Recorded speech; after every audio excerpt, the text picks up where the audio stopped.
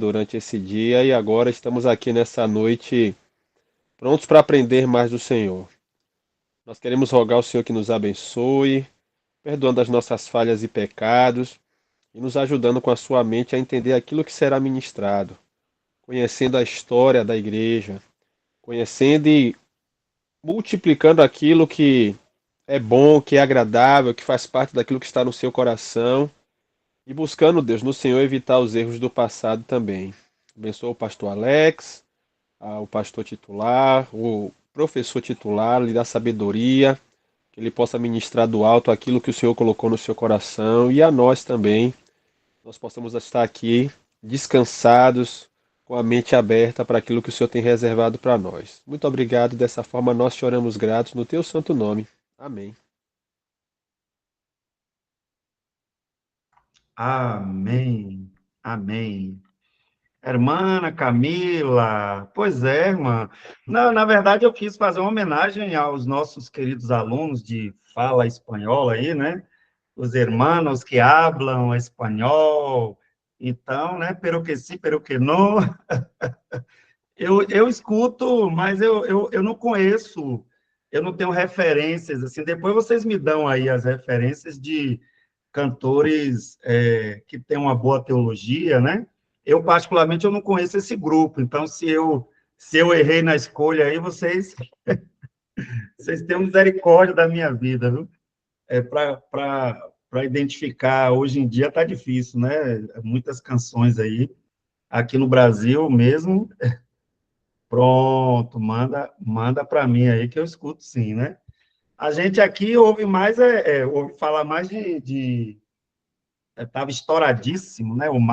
Acho que é Marcos Witt, um negócio desse, né? Que era estouradíssimo aí, né? Rapaz, eu fiquei um negócio diferente aqui, minha imagem está diferente. Vocês estão me vendo? Positivo. Minha imagem está parecendo coisa de IA aqui, gente. Eu não sei o que foi isso, não, viu? Não está parecendo perfeito aqui. Tá diferente para vocês aí? Para mim tá diferente. Eu estou parecendo aqueles personagens de... Tá normal? Tá normal, o senhor tá bonito. Aí, obrigado. Realmente, a imagem está bem diferente. Está bem bonita hoje a imagem. Tá diferente o negócio aqui. Tá. Por algum recurso aqui que eu não faço ideia do que foi, tá, gente? Então, É a unção, pastor, é a unção. Isso é filtro. Uns são, outros não. Tá bom, mas vamos seguir, né, minha gente? Porque, olha só, eu quero já começar falando para vocês, a gente vai ter o sorteio hoje, tá? Deu tudo certo aqui, eu consegui me organizar.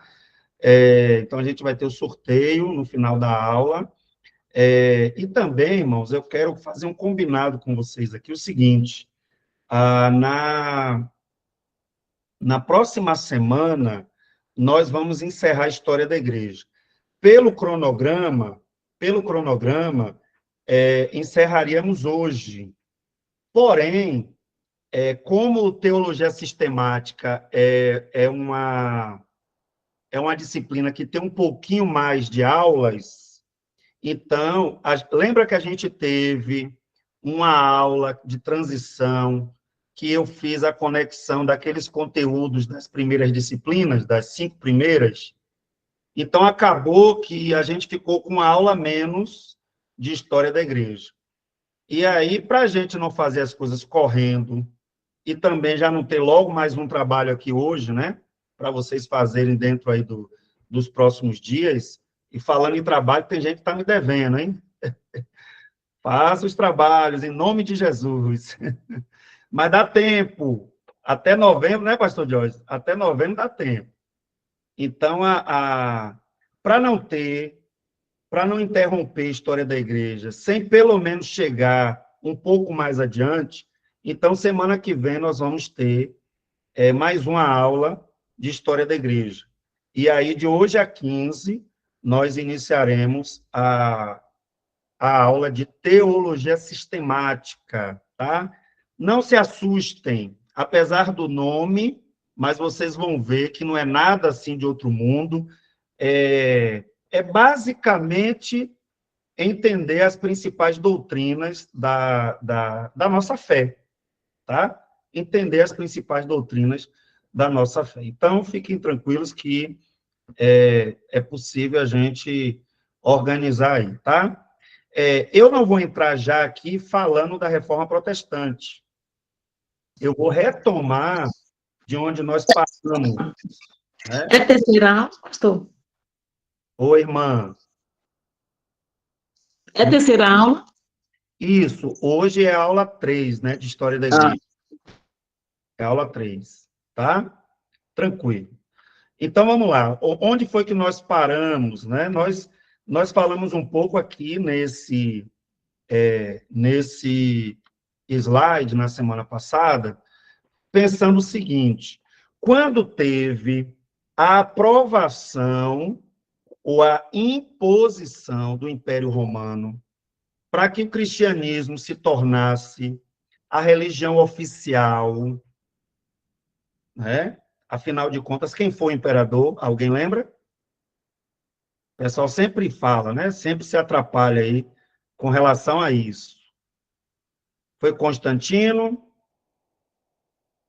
Constantino, ele decretou o quê? O Édito de Tolerância, que a partir de Constantino, as outras religiões também, quer dizer, o cristianismo podia ser pregado livremente, o judaísmo também podia existir sem ser incomodado, né? Ou seja, não era obrigado seguir os deuses do panteão romano, aquela coisa toda, né?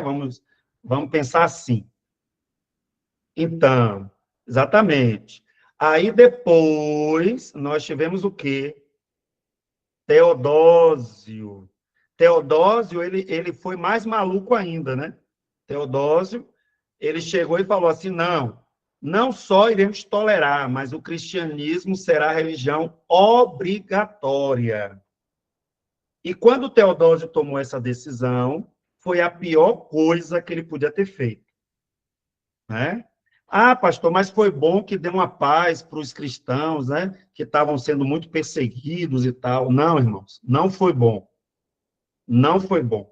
A igreja de Jesus é guardada por ele, não, nunca pelos homens. Então, quando Teodósio toma essa decisão, que foi além do que Constantino fez, o que é que vai acontecer? Todo mundo que era pagão, da noite para o dia, por causa de um decreto imperial, se tornou cristão, né? É o que muitos crentes, às vezes, querem hoje no Brasil, né? Ah, vamos tornar o Brasil é de Jesus. Aí veio um pastor evangélico, presidente, e decretou, a partir de hoje, todo mundo é de Jesus no Brasil. Já pensou? Metade dos seus vizinhos você chamando, dando a paz do Senhor. Paz do Senhor, meu irmão. Entendeu? Então, assim, o cristianismo nunca foi uma religião de imposição. As pessoas se convertem pelo convencimento do Espírito, pela pregação do Evangelho. Então, essa decisão, tanto de Constantino quanto de Teodósio, só foi prejudicial, porque os pagãos, que não tinham conhecimento nenhum de Deus, passaram a frequentar os cultos e começaram a trazer todo tipo de elemento estranho, coisas que Jesus nunca ensinou, coisas que os apóstolos nunca ensinaram, começaram a entrar na igreja, tá? E aí o que é que acontece? Cristãos sinceros, vendo aquela maluquice toda, imagine sua igreja, o pastor começa a dar ceia para todo mundo, o pastor começa a aceitar todo tipo de gente tocando no louvor, o pastor começa a cantar música de Caetano Veloso, Gilberto Gil, Mamonas Assassinas, sei lá, na hora do louvor. Imagine, você ficaria numa igreja dessa? Eu não ficaria. Eu não ficaria. Então, Os cristãos sinceros, quando começaram a ver aquela maluquice toda entrando na vida, ô, irmã, pior que tem mesmo, viu? Pior que tem. Ó, Mamonas Assassinas eu nunca vi, não, mas eu já vi cantando Legião Urbana, não por onde eu congreguei, tá, gente? Isso aí a gente vê né? A gente vê isso nas mídias sociais, né? Eu já vi pastor cantando Roberto Carlos como é? Casamento, encontro de casais. Eu já vi foi coisa, viu, gente? Eu sou novo assim, mas eu já vi foi coisa. Então, cristãos sinceros decidiram se separar da vida comum e criaram o que é chamado de monaquismo. O monaquismo e monasticismo é a mesma coisa e tem relação com os mosteiros, tá? Tem relação com os mosteiros. É só você lembrar lá de João Batista, que era de linhagem sacerdotal, mas não aceitou ser sacerdote. Lembra disso? João Batista, em vez de ser sacerdote, foi fazer o quê? Foi pregar no deserto, tá? Agora, vou abrir um parêntese aqui, tá? Eu estou falando de um desvio moral, espiritual, bíblico grave. Eu não estou falando de pequenas querelas, né? Eclesiásticas, que a gente discorda. Ah, eu discordo porque o pastor usou uma gravata rosa. Calma, foi no culto do Outubro Rosa, né? Você já está achando que o pastor virou a casaca. Aí a pessoa sai da igreja porque o pastor botou uma camisa, né? Uma gravata rosa no dia do Outubro, do Dia da Mulher, sei lá. Eu não estou falando disso, eu estou falando de desvio moral, desvio espiritual, tá? Então, é desse tipo de coisa que levou esses irmãos a dizerem, né? Ó, eu não tenho mais como caminhar por esse caminho. Assim como aconteceu com João Batista, que tinha os essênios que foram para o deserto por não aceitar a corrupção do judaísmo daquela época. Na Idade Média aconteceu a mesma coisa. Irmãos que não aceitavam a corrupção do clero católico, de uma série de coisas que vinha acontecendo, eles também decidiram se afastar, foram para lugares mais desertos, mais distantes dos grandes centros. Lembrando que as cidades antigas, elas giravam em torno do palácio e do templo. Então, esses irmãos não podiam ficar dentro da cidade. Então, eles tinham que ir para outros lugares. E acabaram criando novas comunidades. E novas cidades foram construídas em torno do mosteiro. Tá? E ali no mosteiro fazia o quê, pastor? Devocionais constantemente. Não havia só... O pessoal acha que todo mosteiro da Idade Média só tinha só monge lá. Não, era uma comunidade. As famílias ficavam juntas e se criava ali. Então, os votos que eles faziam de trabalho, de uma série de coisas, era justamente para que houvesse trabalho. Então, essa coisa do ora et labora, né? Essa coisa de você orar e trabalhar, é uma herança, principalmente dos monges, dos mosteiros, porque se entendia que você não podia ficar só orando, né? Você tinha que fazer alguma coisa. Então, era uma coisa... o trabalho era uma coisa sistemática dentro do mosteiro, tá? Ah, pastor, eu achava que negócio de mosteiro aí era só coisa de católico, né? Ah, claro que depois, gente, a Igreja Católica, com o poder que tem, conseguiu abafar esses movimentos que eram solitários, né? Que não tinham força, não tinham poder, e aí depois se tornaram ordens católicas, né? Muitos desses mosteiros depois viraram ordens católicas e acabaram tomando outro rumo, né? Depois. Então, a tentativa deles era deixar essas tentações pagãs. Mas aqui a gente já viu um pouco sobre isso, eu estou incrementando. Então, o que é que os monges faziam, né? Tinha mosteiros que tinha voto de pobreza, aquelas vestimentas simples, tá? Feita muitas vezes por eles mesmos, o controle alimentar muito rígido, até porque alguns viviam em contexto de perseguição, então eles precisavam se adaptar a um tipo de vida simples, para que, em contexto de perseguição, de prisão, por exemplo, eles já tivessem com o corpo acostumado a, a viver dessa forma, né? A questão do flagelo, nem todas as ordens faziam isso, né? Mas essa coisa do flagelo, que ainda hoje existe, né? Que é essa coisa de você se autoflagelar e se penitenciar o tempo todo para mortificar a sua carne, né? E que isso, às vezes, é problemático se você não tiver um entendimento correto do que Cristo já fez por você, né? Então, por exemplo, tem gente que acha que jejum é flagelo, né?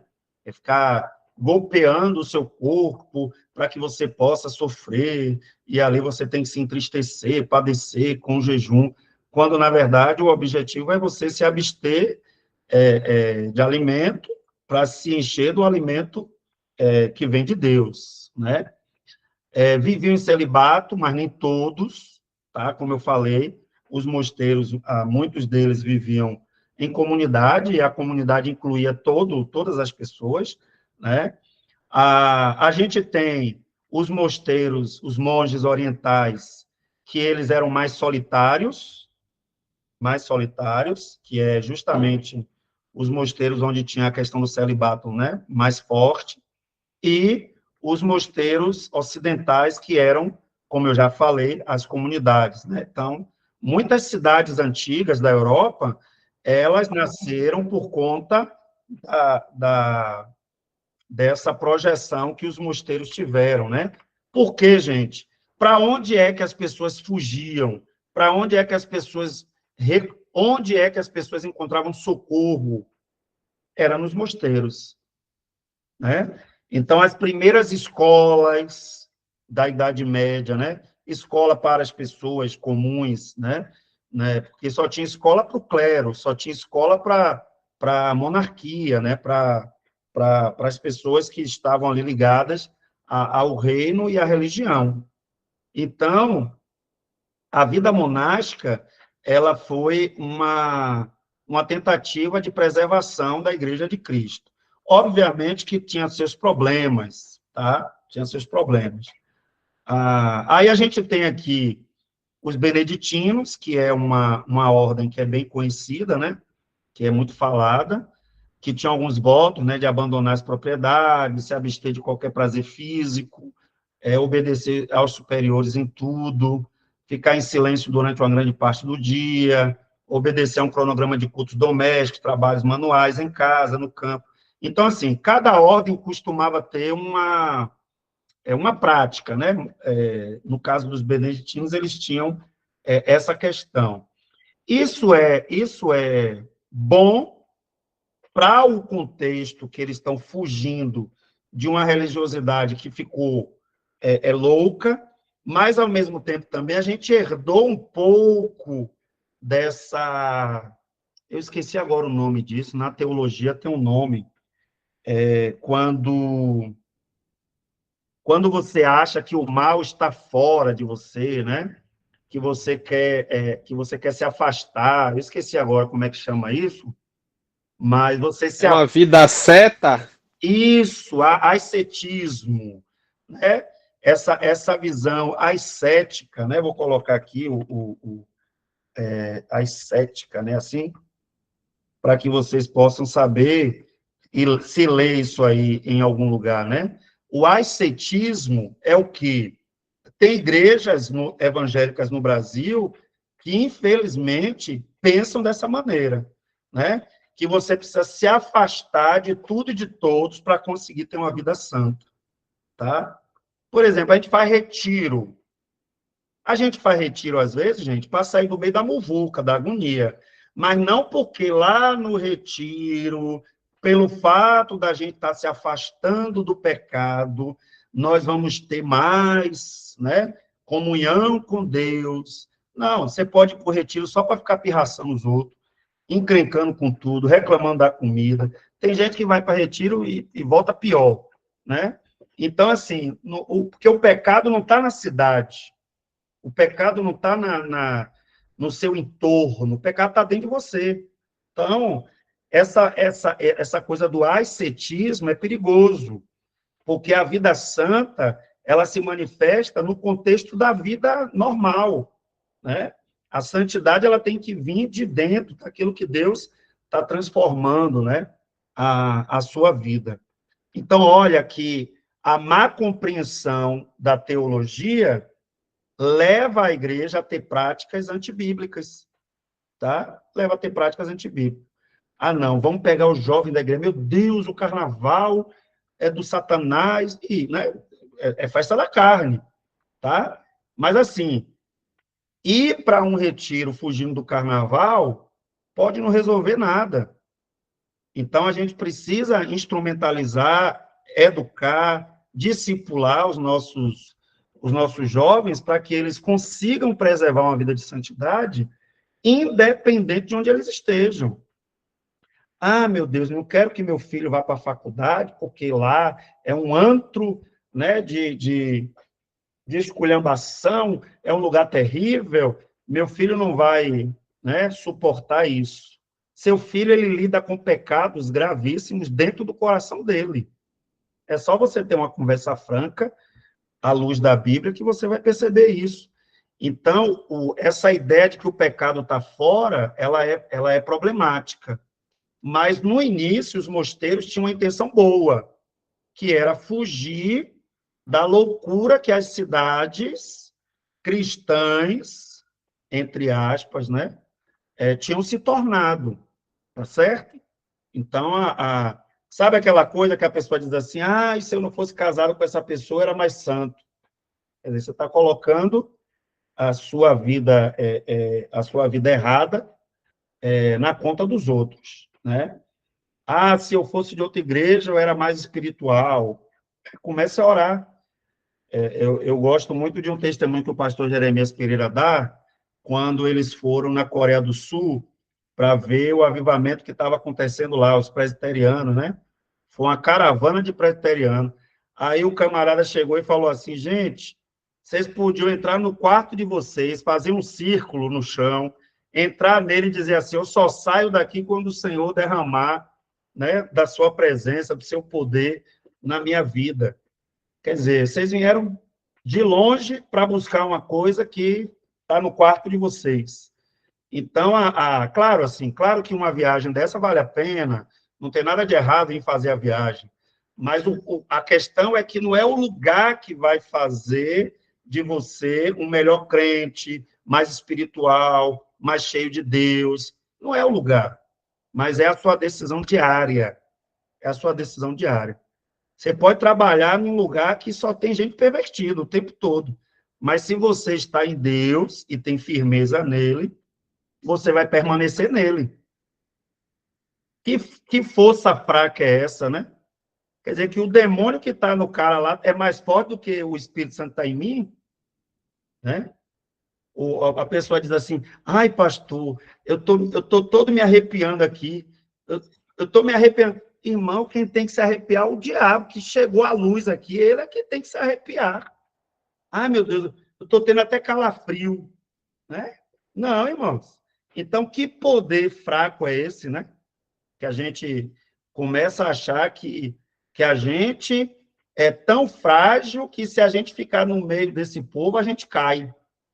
Então, não, nós somos ovelhas que somos levados até o matadouro mesmo. A gente vai estar no meio de gente que odeia a Deus, tá? Então, querer que as pessoas falem bem da gente, falem bem do evangelho. Nós vivemos num mundo caído. A Bíblia diz que o mundo jaz no maligno. O mundo todo, o mundo inteiro jaz no maligno. Eu gosto dessa tradução, que diz assim, o mundo inteiro jaz no maligno. É inteiro. tá? Todo lugar, todas as pessoas que não têm Cristo. Então, a gente tem que ter esse bom senso. Pastor Diógenes, está quietinho aí? Pastor Alex, a irmã Nilce, ela colocou aqui no chat, né? Perguntando se os monges são os mesmos puritanos, né? E aí a gente precisa citar que o movimento puritano não é a mesma coisa do movimento monástico, apesar de terem semelhanças. O movimento puritano ele nasce no século XVI, ali dentro da Reforma Protestante, é um movimento dentro da Igreja Anglicana, onde os calvinistas eles entendiam que o anglicanismo não havia separado totalmente do catolicismo. Então existiam elementos ali ainda residuais, a devoção ainda não estava totalmente convertida ao Senhor, a moralidade. E aí existem semelhanças dos dois movimentos, né? O movimento monástico aqui no período da igreja medieval, questão da busca das disciplinas espirituais, buscando ter uma vida mais profunda com Deus, a questão da vocação, não é a vocação comprada, mas é entender qual é o chamado do Senhor. Porém, o irmão acabou de citar aí as diferenças, né? A vida monástica era uma vida solitária. Para você se purificar, você tinha que se isolar. No puritanismo, não. Eles entendiam que eles precisavam estar dentro da sociedade para salgar e iluminar. Os monges pregavam a questão do celibato. Já os puritanos entendem que o casamento faz parte da graça do Senhor também no meio do povo, né? E a salvação. Você é salvo, é purificado na vida monástica, fazendo aquilo que é bom. Já no entendimento puritano, a salvação não é por obras, mas pela graça de Deus, né? Que já é o entendimento resgatado daquilo que está escrito nas Escrituras. Então existem pontos convergentes, mas também tem os pontos de diferenciação. E a irmã Camila, ela fez uma pergunta, mas eu acho que a gente perdeu o momento e aí eu não consegui entender em que sentido foi que ela fez aí. Ela perguntou algo acerca de anticristo. Se a irmã Camila quiser abrir o microfone e perguntar, a gente vai conseguir entender, se ainda lembrar, né, o contexto em que foi perguntado, talvez a gente consiga compreender a pergunta.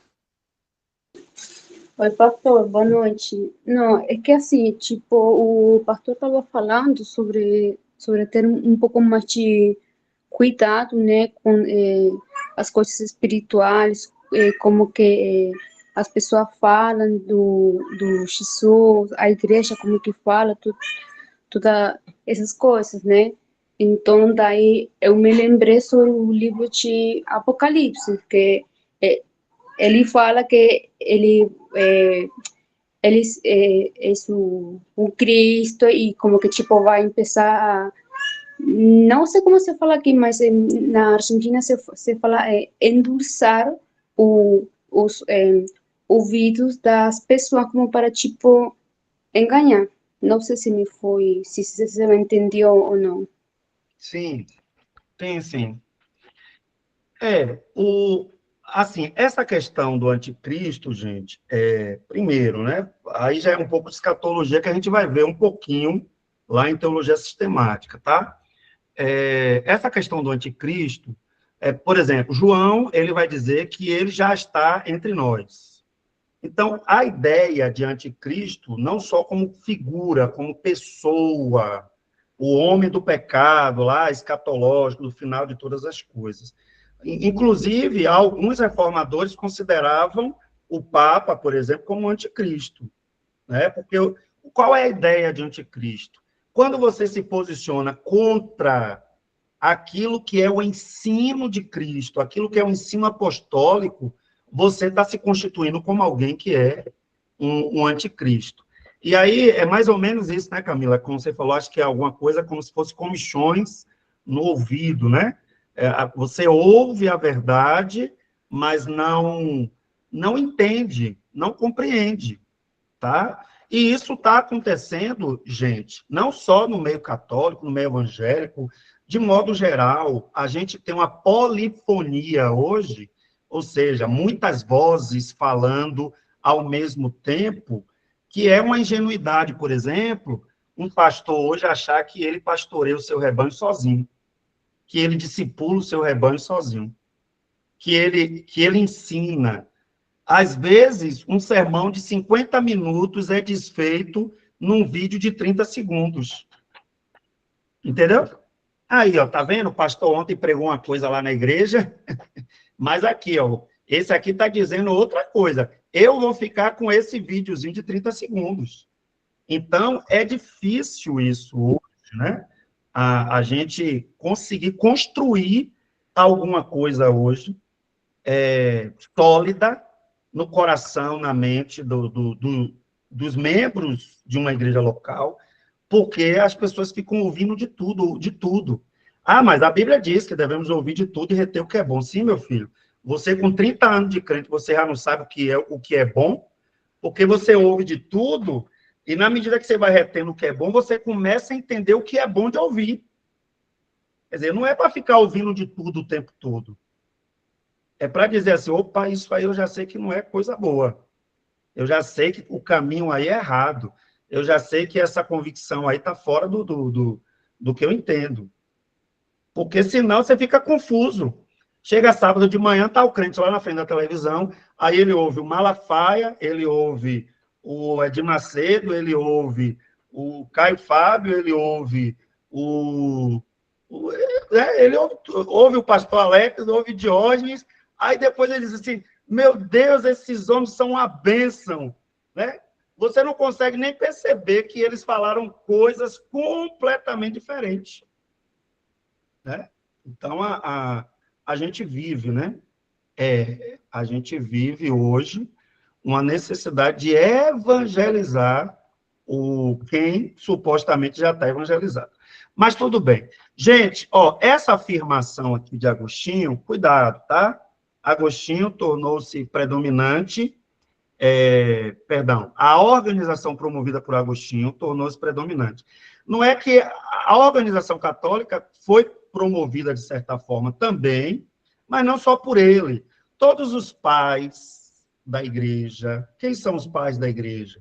São aqueles que vieram pouco tempo depois dos apóstolos, né?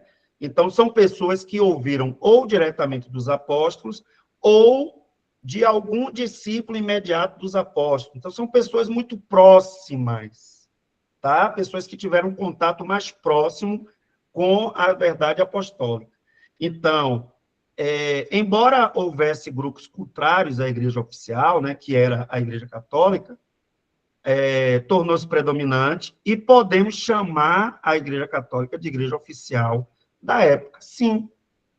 Mas não essa igreja que a gente conhece hoje, a católica, apostólica, romana, né, com essa estrutura que a gente conhece hoje, tá bom?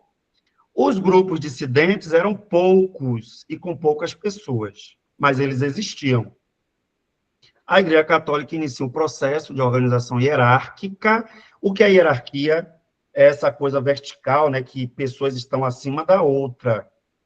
Então, você tem o padre, mas você tem o bispo, você tem o arcebispo, você tem até chegar os cardeais, que já está ali próximo para se tornar um candidato a papa. Isso é hierarquia, né? Então, a igreja começa a se tornar uma organização hierárquica, como hoje, estabelecendo o quê? Sacerdotes, bispos, arcebispos, como eu acabei de explicar.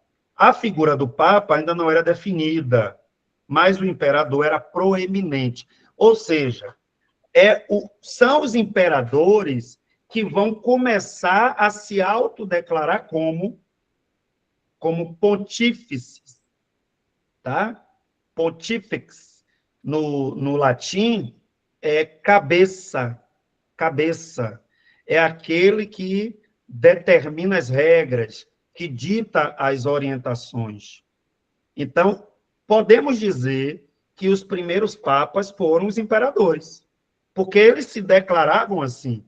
Se a religião era oficial do império e eles eram pontífices, os cabeças, então, essa ideia de papa, quem cria, não é dentro da igreja que se cria, mas é o poder civil, né? O poder militar romano que vai criar isso. O Império Romano tinha duas cidades principais, que era Roma, que a gente vai chamar de Ocidente, tá? E Constantinopla, que a gente vai chamar de Oriente. Então, tinha duas cidades que eram as cidades principais dentro do Império Romano. Então, começou, né, se tornou comum que os bispos, toda cidade tinha um bispo, mas o bispo de Roma e o bispo de Constantinopla eram os mais importantes, eram os mais influentes. Então, um bispo de Roma, né, chamado Leão I, no século V, né, século V, reclamou para si autoridade sobre a igreja. Então, foi Leão, né, Leão I. Esse que está aí é Leão também, né? Se eu não me engano, ou não? Agora É Leão o quê? 23, sei lá. O Papa, deixa eu ver, Papa, Leão... Leão 15, 14? Leão 14. Então, pois é, foi o Leão I, e normalmente, quando o cardeal muda de nome, né, isso é o nome que ele escolhe, né? Ele se torna Papa e ele escolhe o nome. Normalmente, ele se inspira na biografia do Papa, né, do antecessor que ele está escolhendo o nome. Então, é Leão I que vai dizer assim, ó, sabe de uma? Eu sou bispo, mas os demais bispos têm que se subordinar a mim. Por quê? Porque eu sou o bispo de Roma, eu não sou qualquer bispo. Eu sou o bispão. Eu não sou um bispinho, eu sou... Ai, meu Deus do céu, é uma loucura, viu, gente? É porque assim, a gente vê que não há nada novo debaixo do céu, né, gente? É um biscão. Então, o bispo de Roma, eles começaram a ficar enciumados. Ó, Roma é a capital do império. Se eu sou bispo aqui em Roma, eu tenho que ter alguma proeminência, né? Eu tenho que ser alguém que tem mais poder.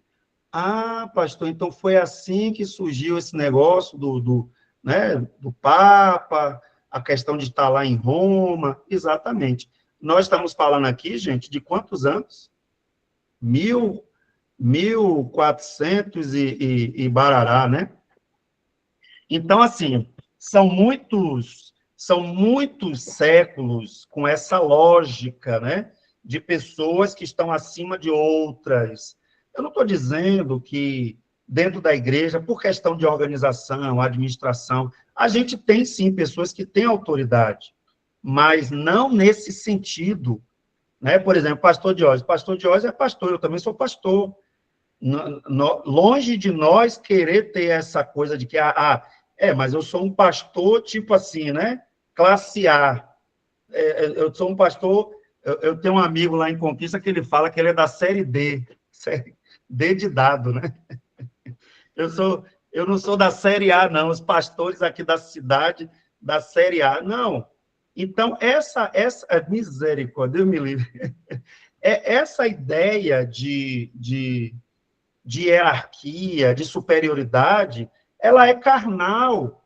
Foi o próprio Jesus que disse que não deveria existir isso. A gente tem organização, mas não no sentido de superioridade. Aí, ó, arcebispo.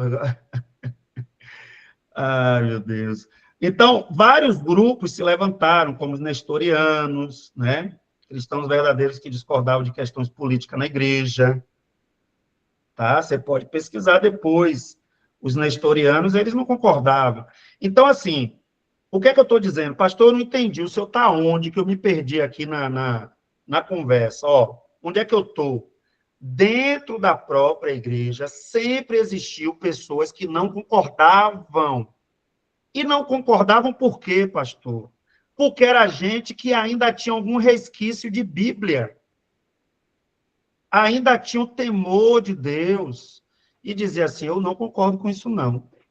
Eu não vou me submeter a isso. Eu não vou fazer isso. Entendeu? Gente, eu lembro, eu era católico, eu lembro que uma vez eu estava na igreja e Eu nunca tinha feito isso. Aí eu, sozinho, criei coragem, me abaixei assim, fiz o sinal da cruz diante de uma imagem de escultura. Mas eu senti um pavor dentro do meu coração tão grande. Sabe aquela sensação de que você está fazendo uma coisa errada?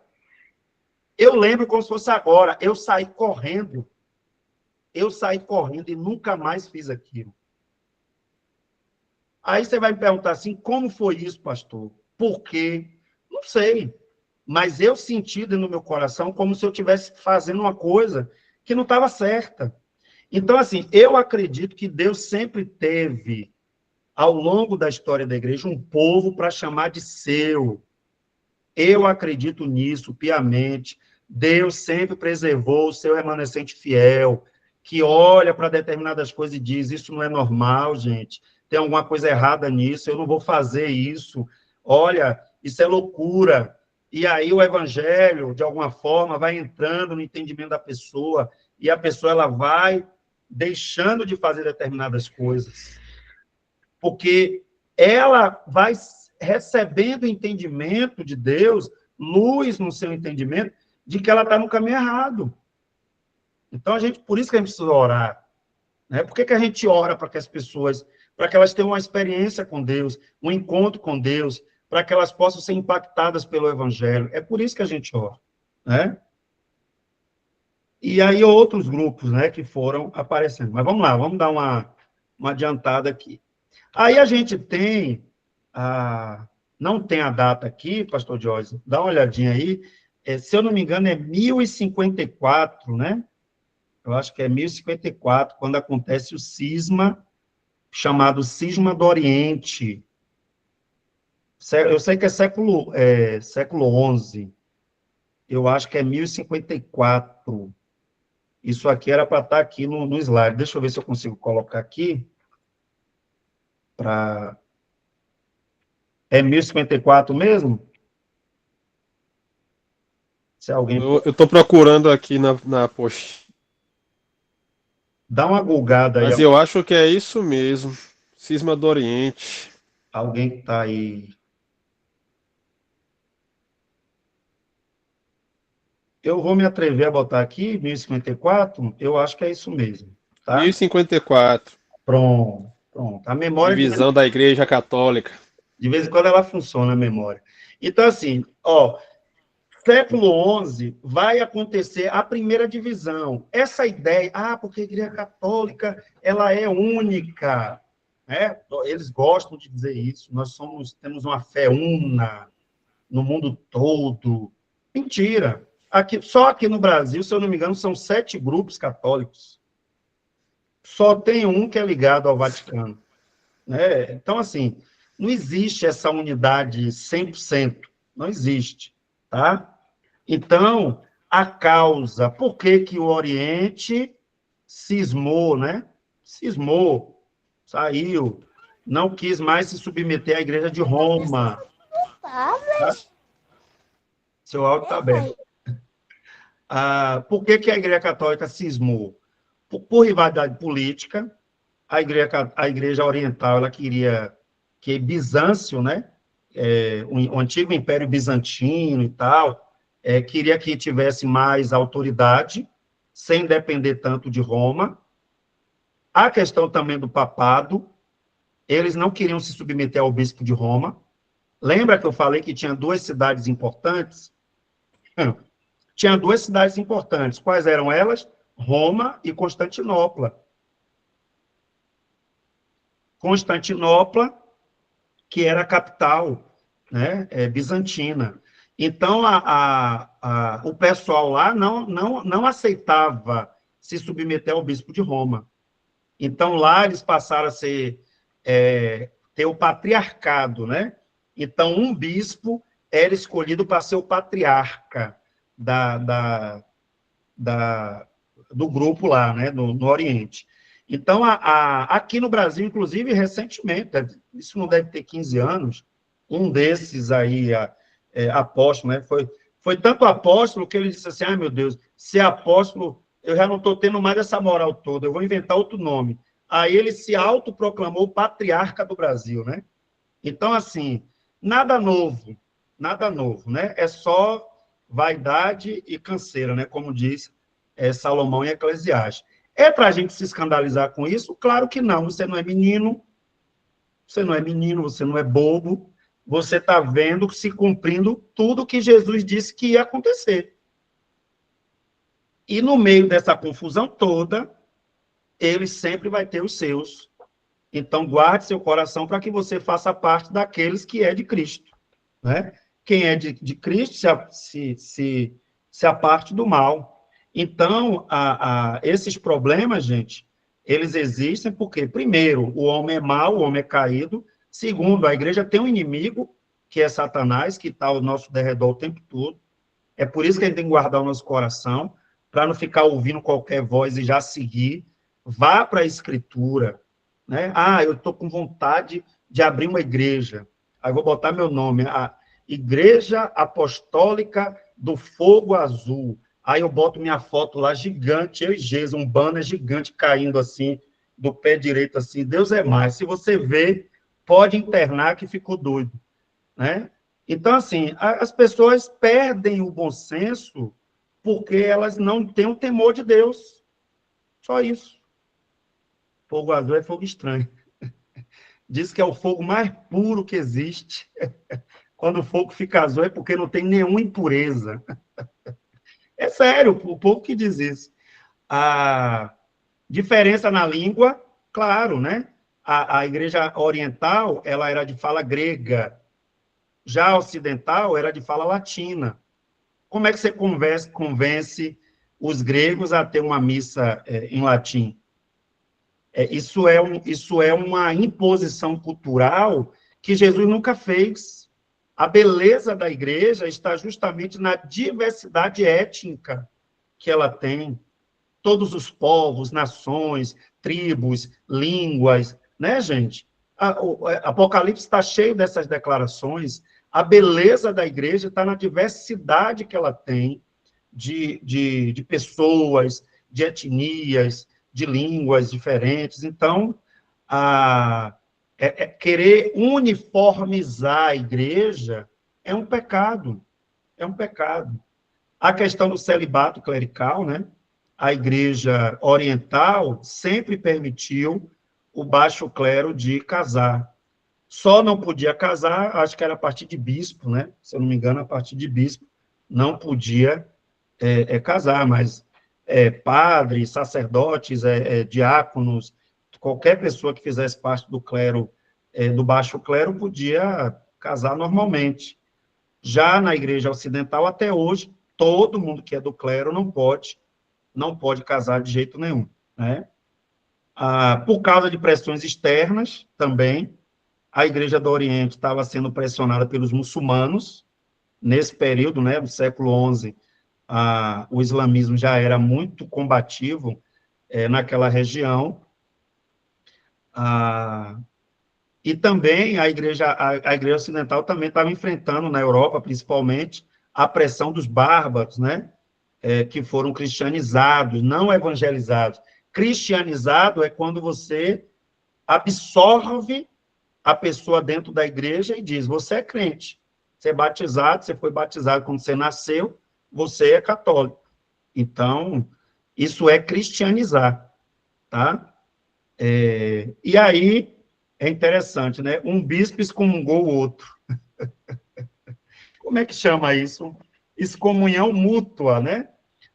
Um disse que não queria mais o outro. Então, Miguel Celulário, que foi o patriarca, né, dessa época, anatematizou, né, ou seja, considerou um anátema.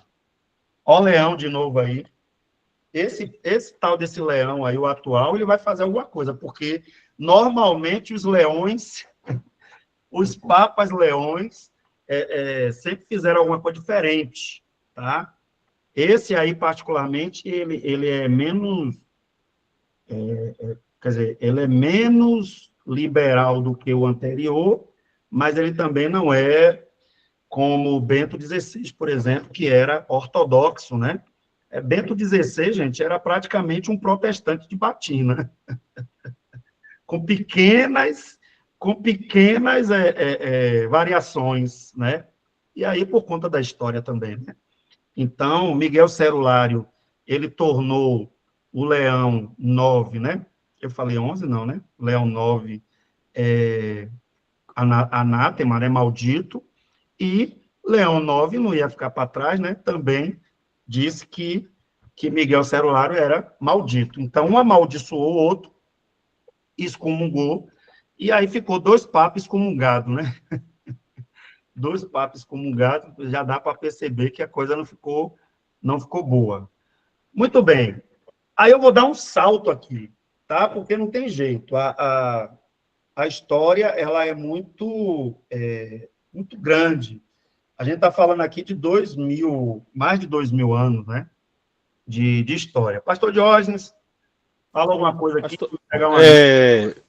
vale a pena a gente citar que o único cisma que a Igreja Católica reconhece é esse cisma do Oriente, né? O de 1054. Então, é a única divisão que ela reconhece. O que aconteceu em 1517 não foi uma divisão, é um grupo de rebeldes. Até hoje, a gente é tratado como. Eles usam termo, eles até. Eu ouvi dizer que eles tinham parado de usar esse termo. Mas a gente ainda é considerado um grupo herético, né, dentro da igreja, mas não é cisma. Nós não somos considerados cisma. É um grupo herético que está fora da igreja que precisa retornar, né, para debaixo da santa e amada Igreja Católica. Eu vi aqui também o irmão Antônio fazendo uma pergunta, né? Quando Agostinho, que viveu de 354 a 430, a Igreja Católica já não estava organizada quanto à sua hierarquia, ela já tinha a sua hierarquia. Desde o século II, o sistema de hierarquia começou a ser mais fomentado, né?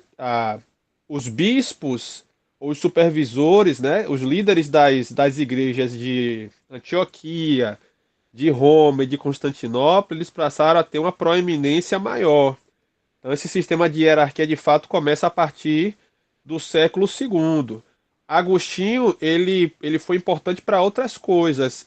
Ele desenvolveu mais a questão da teologia católica e também ele deu um aval maior para a ideia de que a igreja, a tradição da igreja, é que teria proeminência quanto à interpretação das escrituras. Então, não que ele tenha ajudado a instrumentalizar mais a hierarquia. Esse sistema foi crescendo ao longo do tempo, né? Então, quanto mais a igreja permaneceu, mais esse sistema foi estruturado, mais ele teve a sua importância nesse sentido. Dar mais força para a interpretação da igreja e estruturar também a questão teológica.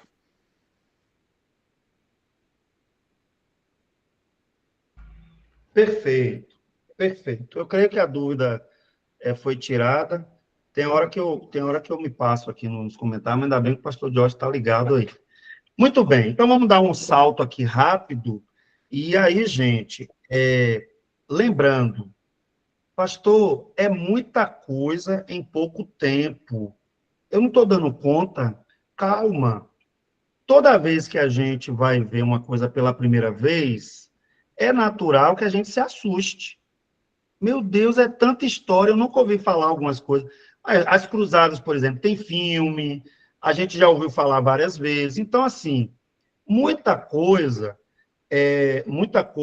quando é nova, já estou preocupado. Não, fique tranquila, o trabalho é bem simples, tá? Um resumo da coleção completa de Justo Gonzalez, que são 10 volumes. Imagine, né? Fiquem tranquilos. Ah, então, a gente tem várias questões. Eu falei para vocês que eu estudei História no Logos, no Seminário Teológico Logos, eu fiz 5 semestres de História, 2 anos e meio estudando História da Igreja Primitiva, História da Igreja Medieval, História da Igreja Moderna, História da Igreja Contemporânea. Estou esquecendo de algum aí. Reformada. Reformada, moderna, reformada, contemporânea. Então, pensa aí, gente. É muita coisa. E quando terminou, o pastor Neto não aguentava mais que ele falava, haja história, né? O último semestre a gente já não aguentava mais. Só que assim, quando terminou, a gente assim, meu Deus, ainda falta tanta coisa para a gente ler, para a gente entender. E tem vários, né, várias coisas que a gente não conseguiu ver. Por exemplo, os puritanos. Gente, se a gente ficar 5 anos estudando só os puritanos, a gente não termina de estudar tudo que a gente precisa estudar. Então, mas por que então tem essa matéria no curso? Para você entender a sua igreja local, para você entender o valor da sua fé, para você entender que o cristianismo não nasceu ontem, que Deus sempre teve um povo que ele preservou, e para você não ficar inventando moda na igreja hoje. Ah, pastor, bora fazer uma campanha aqui na igreja, né? Aí fica inventando umas campanhas mirabolantes, entendeu? Vamos trazer aqui as pedras lá de Israel para a gente derrubar o gigante. Aí começa a vender pedra na igreja, parecendo um cara de cracudo, os pastores cracudo que fumava pedra lá no mundo. Aí vem para a igreja, quer continuar vendendo pedra, mas outro tipo de pedra. Né? Então, assim, quando você vê essas maluquices todas que já aconteceu, você para e diz assim, peraí, eu tenho que levar a igreja de Jesus a sério. Eu não posso pregar qualquer coisa. Por quê? Porque a teologia, né, muita gente pagou preço para defender a verdade que nós cremos hoje.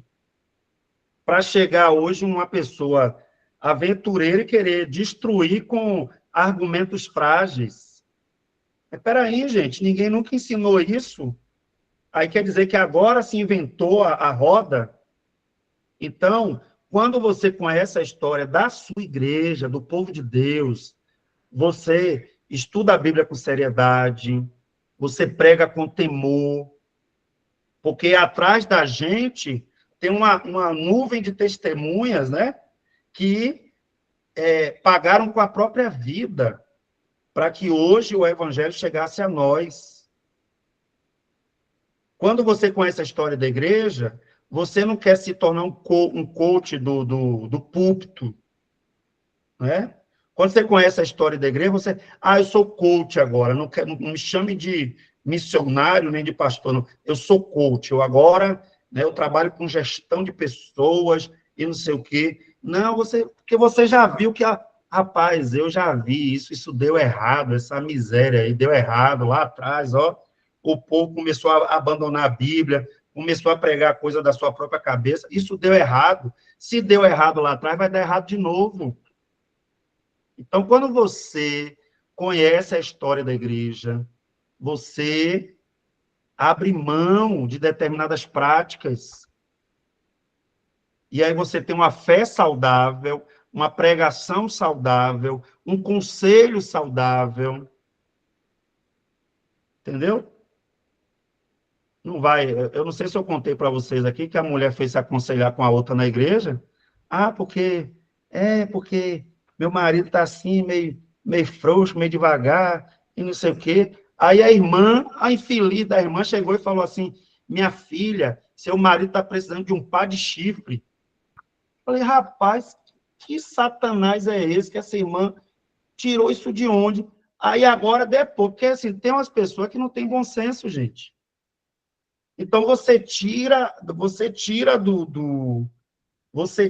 evangelho.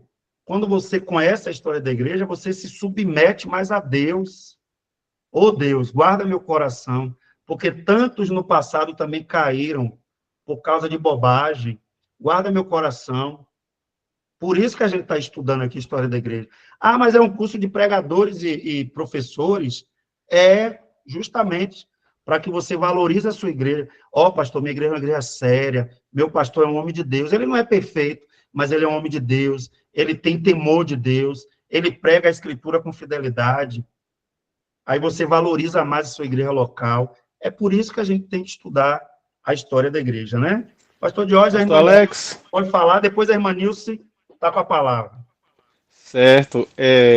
Eu antes não gostava de história.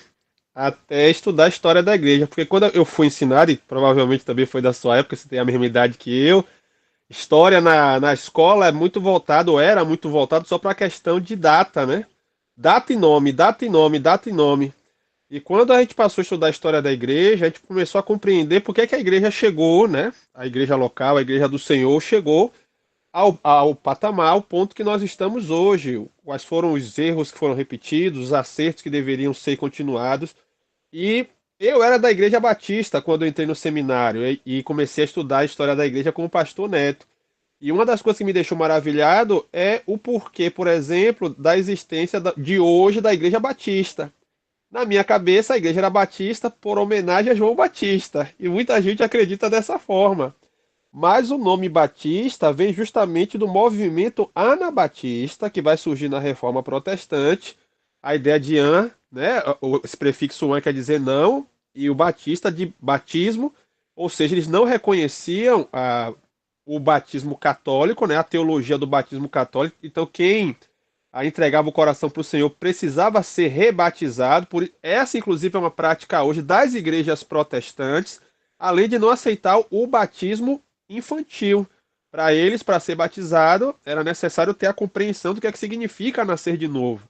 Então, diferente de outras tradições que batizam crianças, até protestantes também que batizam crianças, eles entendem que essa deve ser um ato a ser tomado na vida adulta. E aquilo me deixou maravilhado. Então, olha aí, você, através da história da igreja, consegue compreender a origem até dos trabalhos que existem hoje e passa a valorizar mais, saber o porquê dessas coisas, né? A irmã Nilce.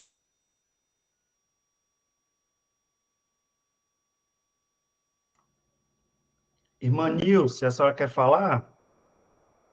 Ou levantou a mão sem querer? Eu acho que tem que ativar o microfone. Eu acho que ela levantou sem querer, gente, tá? Vamos seguir. Se ela quiser falar, ela volta aí. Ó, então vamos lá. As cruzadas, a gente vai ver daqui a pouco o quadro 23, que é o próximo slide, né? Esse quadro, gente, está naquele livro que eu indiquei, eu acho que na primeira aula, que é História em Quadros. História em Quadros. Ele é muito interessante, pastor Jorge, eu gosto muito, porque ele te dá uma visão geral, e aí você pode pesquisar, sempre que surgir uma dúvida, você pesquisa um tópico dentro daquele quadro, né? Mas vamos lá. A gente começa a ter peregrinações à Terra Santa por volta do ano 1000. Era por uma questão estratégica para manter aquele território sempre ocupado, sempre com movimentação, mas era também com interesses econômicos, tá?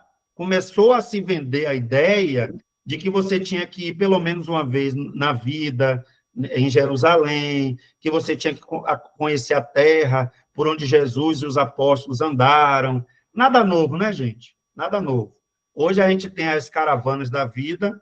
Claro que tem gente que faz com seriedade, com temor, mas quando a pessoa faz só porque, eu tenho que ir em Jerusalém, né? Como a gente vê aí, às vezes, até pastores indo lá para se batizar de novo, né? Não, porque eu tenho que batizar no rio que Jesus foi batizado, né? Então, existem esses exageros. E a questão das cruzadas também foi motivado por causa disso, né? Irmã Nilce, a senhora consegue falar agora? Estão Pode falar. conseguindo me ouvir? Estão me ouvindo? Sim, sim. Boa Vamos. noite. Pastor, sobre o Agostinho que o senhor estava falando, um dos pontos que nós cristãos, a gente briga com a Igreja Católica é a respeito dos ídolos, né? É tanto que a gente até canta, deixei por ele tudo, os ídolos queimei. Então, no caso, eu vejo as pessoas falar muito bem desse Agostinho. Aliás, alguém falou que para mim que ele era um pastor. Ou o que eu vejo, o que eu sei também, que ele era um padre da Igreja Católica. Eu quero saber se ele se converteu, se tornou um pastor de verdade, ou se era um padre. Se era um padre, ele,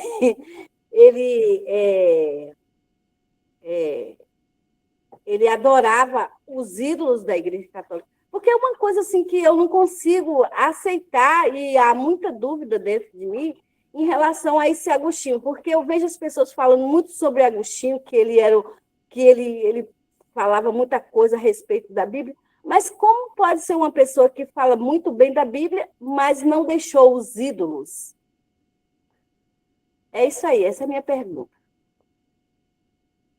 Pronto. É uma excelente pergunta. E eu vou ser sincero para a senhora. Eu não tenho uma resposta pronta para explicar detalhadamente a senhora, tá? O que eu posso te dizer é que a gente não pode confundir as coisas. Agostinho, não era do alto clero católico. Agostinho era um jovem perdido, pervertido. Inclusive, ele achava que Cristo nunca o amaria, justamente por causa desses muito amores que ele tinha e tal. Só que ele tem uma experiência, o relato nas Confissões, por exemplo, se você ler as Confissões, você vai ver que o relato que Agostinho faz é de alguém que, de fato, teve uma experiência com Cristo, tá? Teve uma experiência com Cristo. O período que ele viveu, a Igreja Católica da época não era essa igreja de hoje. E outra, Agostinho está muito mais para o Oriente, né? A inclinação teológica dele, a herança, a tradição teológica dele é muito mais oriental do que ocidental. Então, assim, tem uma série de fatores aí que a gente teria que colocar no meio da conversa, tá? Agora, essa parte específica aí de ídolos, essas coisas, eu confesso para a senhora que eu não lembro aqui, se o pastor Diógenes depois puder pesquisar aí ou responder de cabeça, né? Mas eu não lembro desses detalhes aí, não, tá? Mas o que é que eu quero dizer? Lembra que eu falei nesse instante aqui de Bento XVI, que era praticamente um protestante em termos de convicção doutrinária? A gente tem que entender o seguinte, gente, no meio dessa balbúrdia toda, tem gente que tem convicções doutrinárias bíblicas. Agora sim, a pessoa deixou aquilo ali escrito, é uma coisa boa. Eu posso dizer para vocês que boa parte da nossa teologia é agostiniana. Então, assim, o que ele escreveu, se está conferindo com o que a Escritura diz, está certo. Independente de qualquer coisa. Porque a verdade é verdade até na boca do cão. A verdade é verdade. Jesus Cristo é o Senhor. Se o diabo falar isso, deixou de ser verdade? Não deixou. Então, eu entendo a preocupação da irmã, e deve ter mesmo, mas o que eu quero dizer para vocês é que, teologicamente, a gente herdou muita coisa dos cristãos do passado, tá? E não há nada de errado nisso.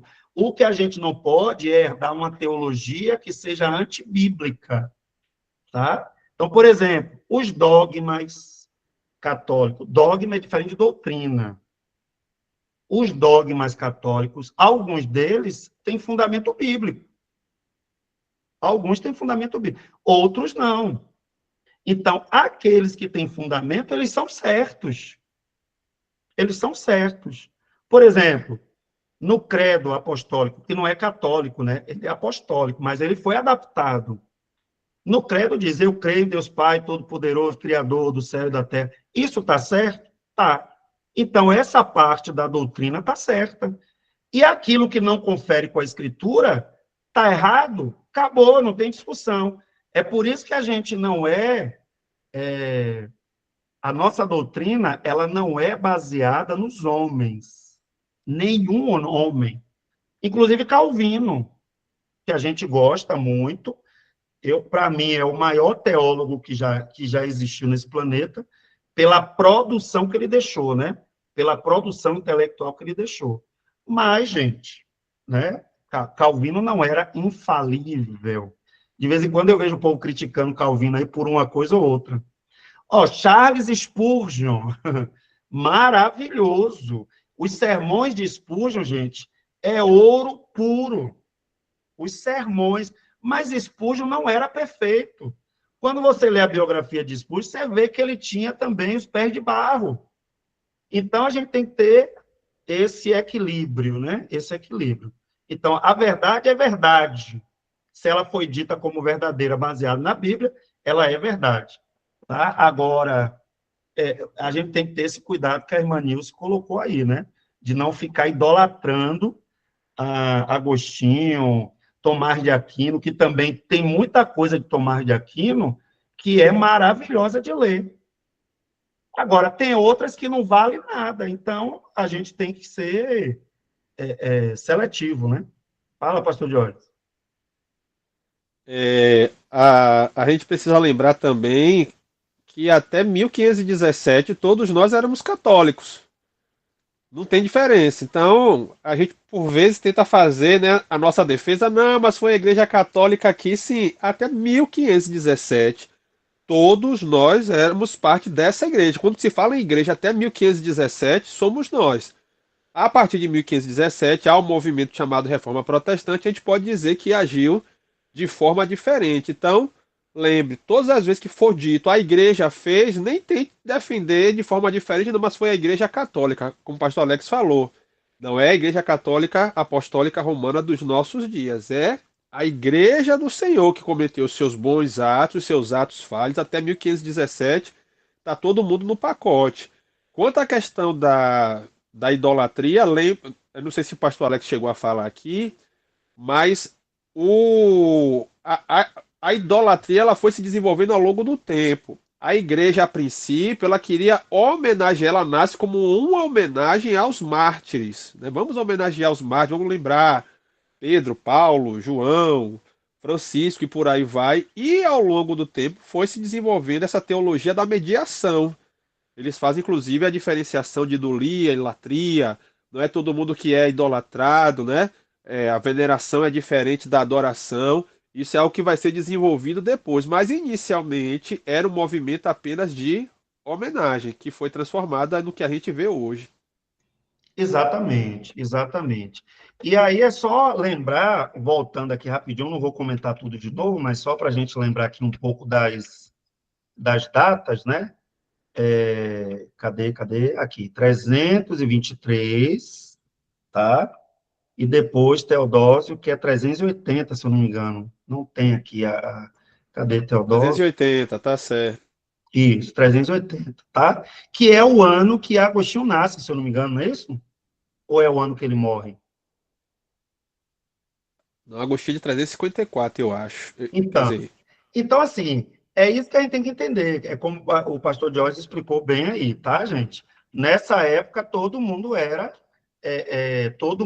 da Igreja de Cristo, era a Igreja Católica, né? Nesse sentido de universal, tá? Não no sentido do católico apostólico romano de hoje, né? Que essa igreja que está aí hoje, ela é resultado do Concílio de Trento, que é o primeiro concílio, praticamente, que vai acontecer depois da Reforma Protestante. Essa igreja ela teve que se reinventar na Europa e em outras partes do mundo ela continuou tendo resistência, tá? Se você for observar, né? Mas beleza. Mas eu acho que foi uma pergunta muito interessante e que abriu aqui o leque para a gente pensar em várias questões quando se trata de história da igreja. Não é abraçar tudo que alguém diz, tá? É ler com critério, com cautela, e, a partir dessa leitura, voltar para a Bíblia. Voltar para a Bíblia. Mas, espera aí, tem alguma coisa aqui que não está batendo com a Bíblia, né? Então, por exemplo, Calvino, maravilhoso, mas Calvino defendia o batismo infantil, pedobatista, né? Aí, o que é que eu vou fazer? Opa, quando eu olho para a Escritura, eu entendo que há uma necessidade de arrependimento. Uma criança não se arrepende.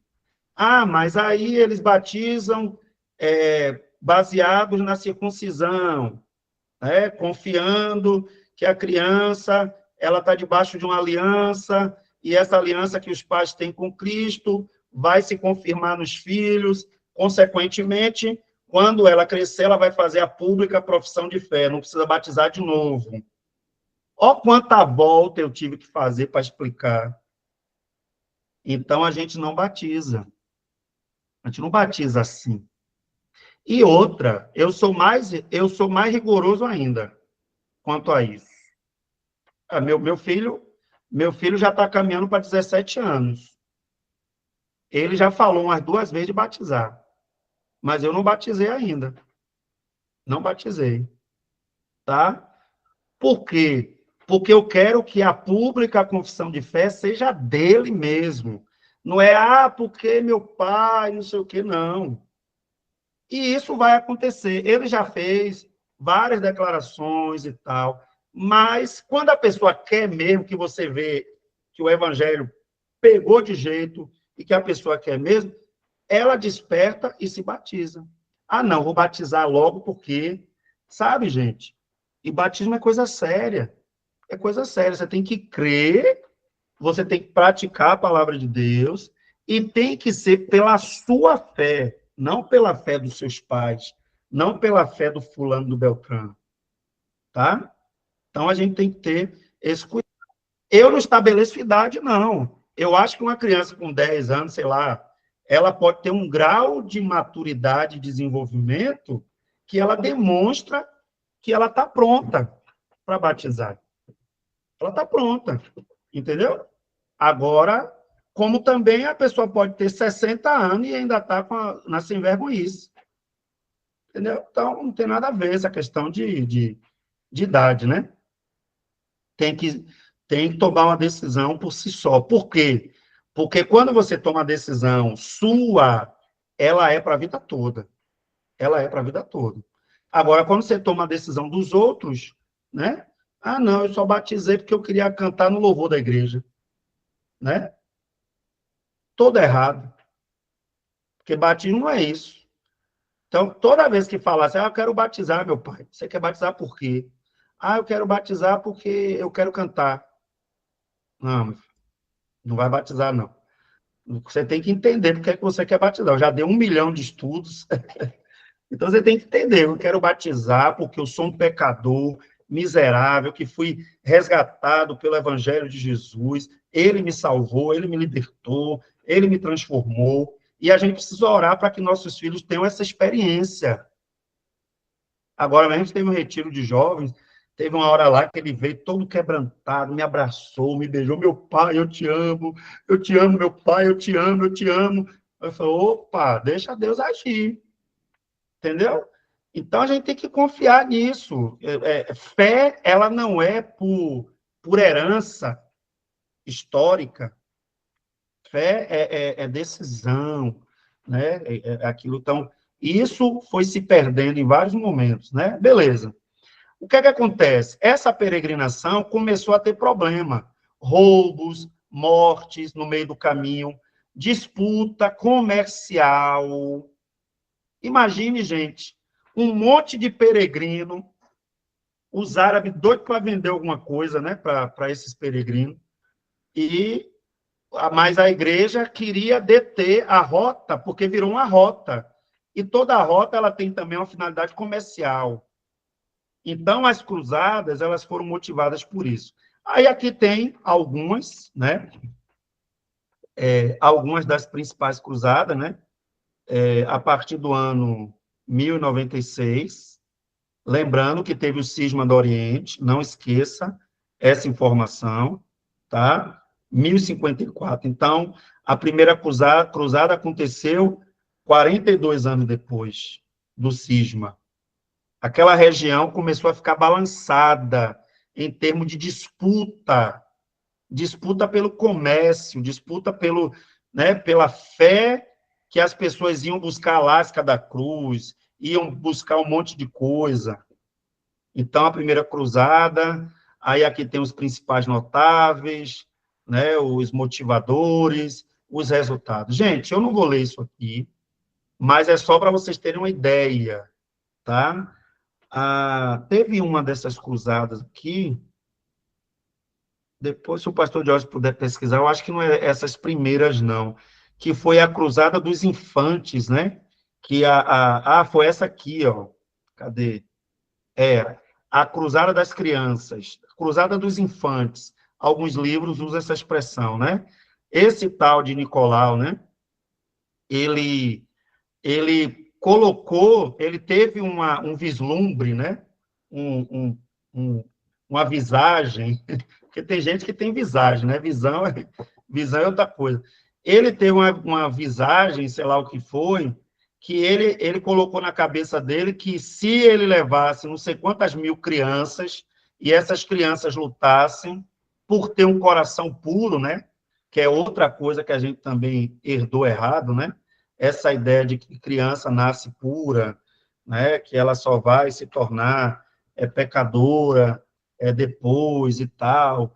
Isso é uma herança teológica errada, tá? Nós nascemos, fomos concebidos em pecado, quanto mais nascidos, né? A maioria das crianças foi afogada no mar, vendida à escravidão ou assassinada, né? Então, foi uma das piores cruzadas que teve, e que a igreja patrocinava, concordava, incentivava essas cruzadas contra os maometanos, que nessa época nem eram chamados ainda de muçulmanos, né? Os maometanos, foi uma coisa terrível. Então, as cruzadas aconteceu nesse período aí, século XIII e tal, vários episódios. Muito bem. E aí, vamos dar outro pulo, e já é 9:02. Pastor Diógenes, olha o Muro dos Reformadores aí, vamos fazer uma aula de campo lá em Genebra. Eita glória, vamos que vamos. Vamos marcar a viagem. Fazer uma caravana querigmática. A caravana querigmática, mas tudo bem. Minha gente, o tempo foi passando, e aí por isso que eu falei que vocês tinham que ficar guardando essa informação da questão dos mosteiros, da questão das insatisfações diversas que já vinham acontecendo em grupos discordantes, né? Grupos que não aceitavam determinados pensamentos. Então, a gente vai começar, é claro que a gente tem os pré-reformadores, a gente tem uma série de coisas acontecendo, tá? O próprio John Hus, né, que se levanta contra determinados comportamentos, a gente tem várias questões. Mas vamos tentar aqui entender a reforma não só como um movimento eclesiástico, ou seja, um movimento dentro da igreja para melhorar a igreja. A reforma protestante, ela foi um movimento espiritual? Foi. Tinha crente envolvido, imbuído no sentido de fazer algo bom para que a igreja se tornasse mais bíblica, mais fiel ao Senhor? Tinha. Mas também tinha um monte de rei insatisfeito com o domínio do antigo Sacro Império Romano. Aí tem que dar uma revisada em história, tá, gente? Pegar uns videozinhos desse aí do YouTube. Sacro Império Romano, essa ideia ainda de que tem que se submeter ao papado, né? O rei que tem que prestar continência, obediência ao Papa. Então, assim, a reforma é um misto, é uma mistura de questões que está acontecendo, tá? A gente não pode ser ingênuo. Uma dessas coisas que está acontecendo na Europa é a questão do Renascimento, que é um movimento que vai trazer a ideia das artes a partir de uma visão mais humana, tirando aquela coisa só da arte sacra, sagrada, né? Tudo que se pintava, tudo que se esculpia, tudo que se produzia de literatura, tudo tinha que ser falando de Deus, falando do céu, falando né? Era uma sociedade inclinada para as coisas de Deus E eu sempre digo, Deus entre aspas, porque, na verdade, não era Deus, é o teocentrismo. Então, o teocentrismo era, na verdade, a gente deveria tirar teo disso aí, né? Porque, na verdade, era a igreja, era a cultura da igreja que estava no centro, tá? Deus não tem nada contra. Uma arte, ela para ser bela, ela não precisa necessariamente ser religiosa. Ela só não pode ser antirreligiosa, antibíblica, ofensiva às coisas de Deus. Mas a beleza, ela é por si só, a beleza por si só é bela. Por exemplo, um pavão, quando se arma todo, né? Aquilo ali não tem nada de religioso em si, mas é belo, é bonito. O canto das aves, dos pássaros, não necessariamente é uma coisa religiosa.